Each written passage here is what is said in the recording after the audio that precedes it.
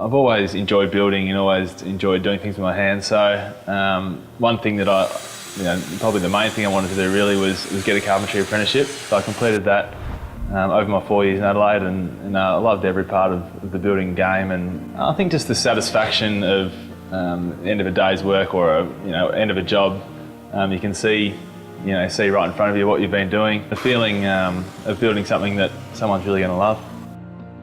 And we're just starting to renovate my first house here. It's a very old and rundown place, so there's plenty of work ahead of us. But it's going to be really enjoying and really satisfying to do stuff to my own house and do exactly what I'm after. Myself and Dave Yellard, who's an apprentice chippy as well, we built a deck just out the back of the Carlton Footy Club, and I think the staff upstairs use it every now and then for Friday Arvo drinks and barbies. So that was really good. And whenever I finish playing footy, I know that I've got a trade to fall back on, and I'm going to start a building company. I've almost achieved my builder's licence.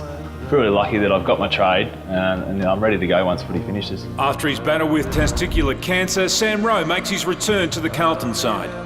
Obviously, there's been a lot of publicity, a lot of media that I had cancer, and I don't want that to wholly and solely be what's made me. Because there's so many people that get sick and have cancer, and I don't want to try and make some sort of sad sob story that I was unlucky to have it or anything like that. Because so many people, so many good people go through it, and I just don't want to be any different to anyone else. Now Sam Rowe's wearing a black armband tonight. A massive Carlton fan, Lily Hester. She passed away, lost her battle to cancer. Her funeral was today.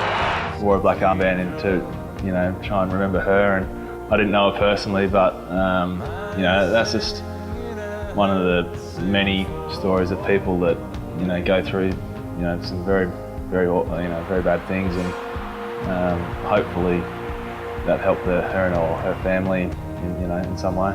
I take my hat off to blokes like Rowe and White. Both those boys have taken great steps to stay at the football club.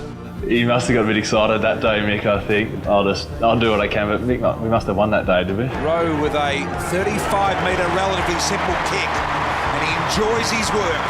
It's working back. I think he's kept it at both ends. He's made a contribution. When you're playing well as a defensive group, it really helps the team, and you can really help each other out. So I really enjoyed playing down there, and I think it's something I definitely, I think I'll be a defender for life now. Obviously, everyone wants to play every game. Everyone wants to play well. Basically, heading into this year, I knew it was going to be make or break. So I wanted to have the biggest pre-season that I could. Well, if it wasn't going to work, it wasn't going to be because I didn't do the work. So that was basically my motto for the year: is just give it everything I've got and see how it goes.